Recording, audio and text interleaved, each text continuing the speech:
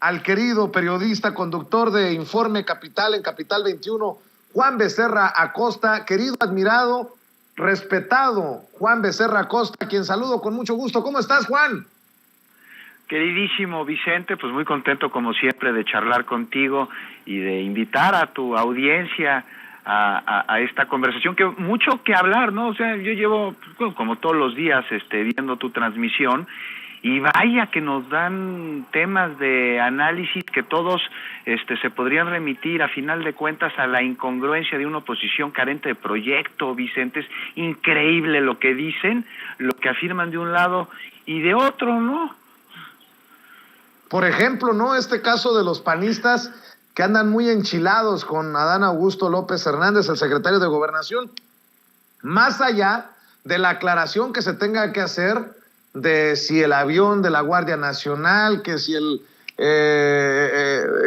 Bucio, que si Adán Augusto López Hernández, que si los eventos de partido, creo que el mensaje ya sin tapujos y sin ambajes del secretario de Gobernación, es el que más ha dolido para que lancen estos dardos envenenados, querido Juan. Pues mira, Vicente, sobre el asunto de Adán Augusto, bueno, pues ya el presidente ayer fue muy claro, ¿no? Él explicó cuáles sus funciones, incluso lo descartó en una posible carrera hacia la presidencia, lo más bien, o sea, adiós lo del tapado y el destapado o cualquier otra inferencia que se pudiese hacer al respecto, pero además aquí me parece que la nota está en que dijo el presidente, bueno, pues que se investigue, ¿no? O sea, las cuentas claras y ahora sí que cuentas claras, gobiernos largos, algo que por primera vez sucede de manera legal en nuestro país. Ahora, yo no los vi quejándose de que Roberto Palazuelos utilizara los aviones de las Fuerzas Armadas para irse de peda con hijos de expresidentes. Están muy enojados porque hay un secretario de Gobernación que está llevando a cabo sus funciones, y mientras más cabalmente las desarrolle, pues más se van a enojar esta oposición. Oye, y también te escuché hablar sobre lo que está sucediendo con las elecciones en Oaxaca. Muy incongruente, ¿no te parece la oposición? Porque pues podríamos decir pues que no se celebren elecciones en Oaxaca, porque claramente el abanderado de Morena se está llevando las preferencias, y pues como la oposición dice que cuando las cosas están claras y hay mucha popularidad, pues entonces no se tendrían que llevar a cabo ejercicios de participación democrática como la consulta de revocación de mandato, porque afirman que es un circo, porque el presidente pues cuenta con una enorme aceptación. Entonces, ¿para qué realizarla? Bueno, pues entonces, ¿para qué realizar unas elecciones en un estado en el que las encuestas marcan, no una sino varias, como una clara preferencia hacia uno de los actores políticos? Otra de las incongruencias que podemos ver, que acabas tú puntualmente de señalar, es a Kenia López Rabadán, ¿no? Es pues llegar a ser impresentable esta mujer, porque, caray, sí, todos estamos de acuerdo en que hay que proteger al INE, hay que cuidar al INE, querido Vicente, hay que protegerlo de los entes terribles que lo han secuestrado en su interior y están haciendo de un instituto encargado de la democracia un actor político. Entonces aquí no se trata de atacar al INE, el INE no necesita que lo ataquen desde fuera, desde dentro lo están atacando de manera verdaderamente contundente. Entonces, pues un poquito de claridad, porque como diría López Almejo, son como la chimoltrufia, como dicen una cosa, dicen la otra, caray. Y sí, Juan Becerra. Oye, Juan, y en la Suprema Corte de Justicia de la Nación también, un día una caricia y al otro una bofetada. Oye, el presidente dijo que era una aberración que hayan echado abajo este plazo de 10 años para no brincar del gobierno a las empresas privadas, la famosa puerta giratoria. Pero mientras estábamos celebrando que la Suprema Corte de Justicia de la Nación le pusiera un trancazo, políticamente hablando, al Tribunal Electoral del Poder Judicial de la Federación por el decreto que permitiría a los funcionarios difundir la consulta de revocación de mandato, pues se da esto también de la puerta giratoria. Una sí, otra no, una sí, otra no. Parece que van dosificando las cosas políticamente en la Suprema Corte de Justicia de la Nación. A mí también me parece una aberración que con tantos casos de nuestra historia reciente, de funcionarios, de servidores públicos que brincaron para favorecer los intereses privados, la Suprema Corte diga pobrecitos. Pero bueno, dame tu opinión de esta Suprema Corte de Justicia de la Nación, Juan. Pues mira, con este asunto de las tristemente célebres puertas giratorias, de las cuales Felipe Calderón es un clarísimo ejemplo, es un retroceso esta determinación, me parece a mí, porque abona al conflicto de interés y a la corrupción.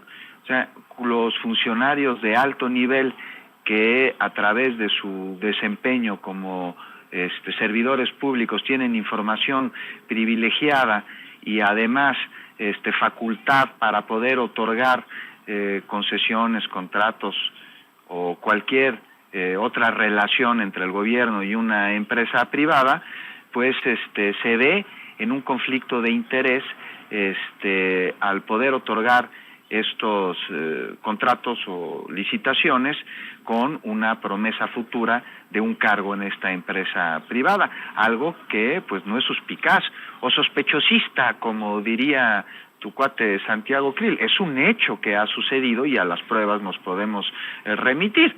Te digo, ahí tenemos un clarísimo ejemplo de Calderón, quien recibió pues varios millones por ser asesor de Iberdrola, empresa a la que desde su sexenio pues, se le han otorgado una enorme cantidad de contratos y de concesiones de lo más obscuras y de lo más perjudiciales para los mexicanos y para la nación. Entonces sí es un retroceso y me parece que el discurso del derecho al trabajo pues queda cojo aquí, porque pues, sí hay que poner candados en este asunto. No se les está negando el trabajo, se les está negando una posible relación de conflicto de interés, una figura que está marcada en varios artículos de distintas leyes, de diferentes códigos, Vicente.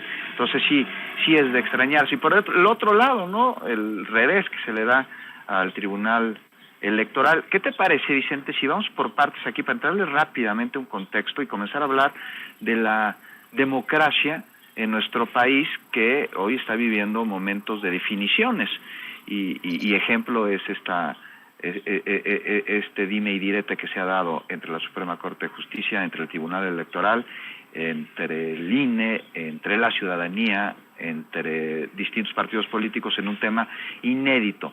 Porque por un lado tenemos como nunca pues una sociedad, Vicente, que la vemos cada vez más participativa, ¿no?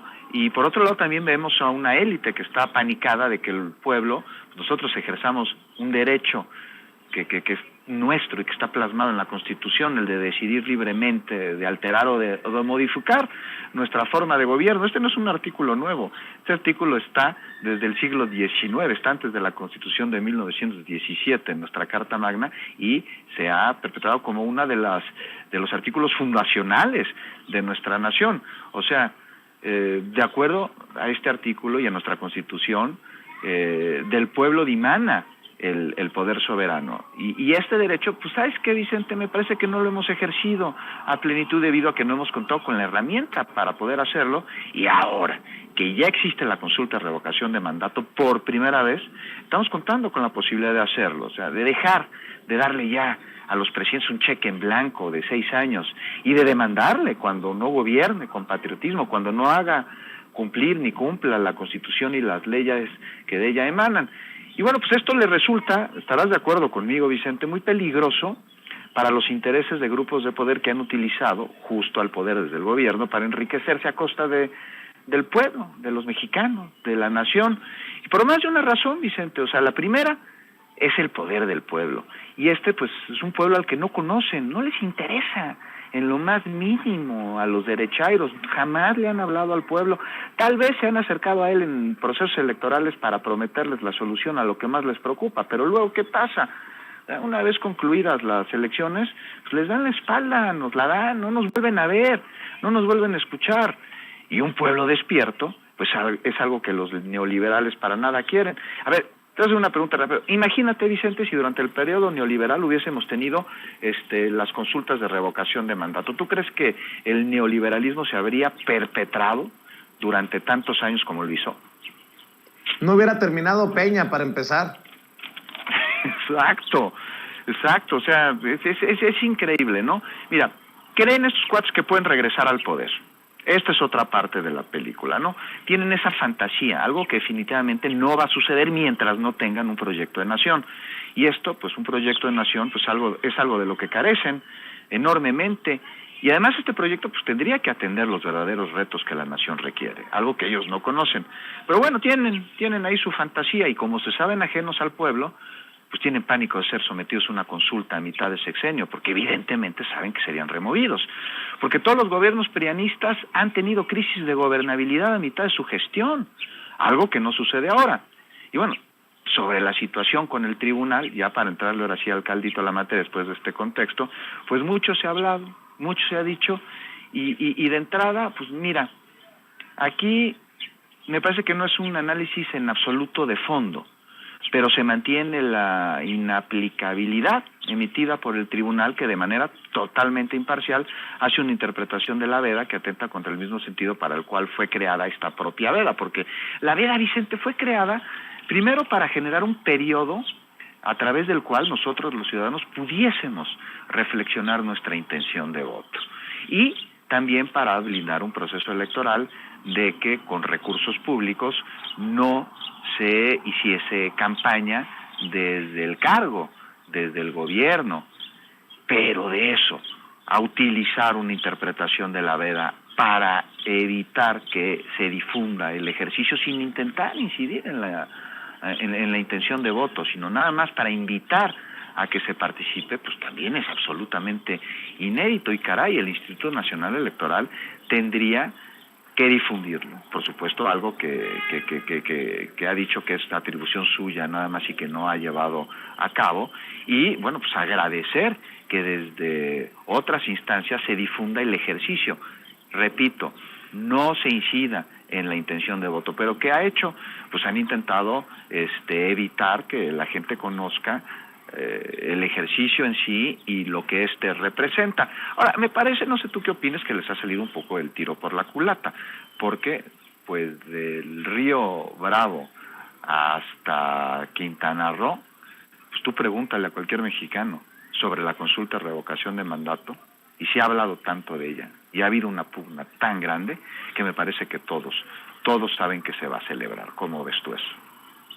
Pues no sé si todos, pero sí estoy de acuerdo contigo que les ha salido el tiro por la culata porque la gente no está dormida, no está distraída, está cada vez más avispada y cada vez hay más formas de comunicarnos a través de las benditas redes sociales, a través de medios del Estado, a través de medios independientes, porque pues ahora sí que el silencio absoluto, la verdad absoluta, ya no existen, afortunadamente, en nuestro México lindo y querido, Juan. Afortunadamente, Vicente, y bueno, estamos entre un momento muy fregón en nuestro país, una discusión inédita de la cual no tenemos precedentes jurídicos, que ha trascendido, ¿no?, lo legal para moverse a lo político y se ha politizado enormemente. Todo lo que estamos viendo a través del Instituto Nacional Electoral, del Tribunal Electoral, el revés que les da a la Suprema Corte de Justicia de la Nación, es un tema que está trascendiendo lo jurídico, porque te digo, repito, se ha politizado enormemente. Y aquí me parece que lo importante pues es parte de lo que dices, ¿no? Y es que pues se muestra, ¿no?, que más allá de la necesidad de cualquier otra cosa está la necesidad de que se lleve a cabo una reforma político-electoral en nuestro país. Está el escenario ni hecho para ello. Pues se debe proteger, ¿no?, al INE de los troyanos que lo han secuestrado de su función para convertirlo en un contrapeso político, porque pues eso ya parece ser la operación del Instituto Nacional Electoral, un instituto que, insisto, hay que proteger, hay que cuidarlo porque evidentemente está siendo atacado, pero está siendo atacado desde dentro y desde la oposición y desde la derecha para la función para la que fue creado el instituto, porque hoy es todo menos un organismo que proteja, que difunda y que promueva la democracia en nuestro país. Pues parece ser un actor más de oposición, ya no más.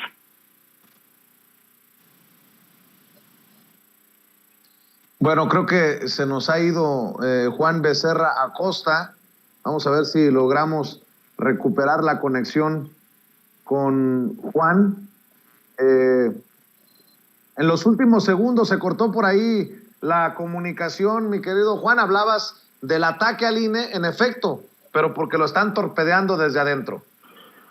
Lo están torpedeando desde adentro y hay que proteger al INE. Y la mejor manera de hacerlo es a través de una reforma político-electoral en la que se creen candados para evitar que intereses partidistas utilicen al Instituto Nacional Electoral como un brazo pues casi armado, ¿no?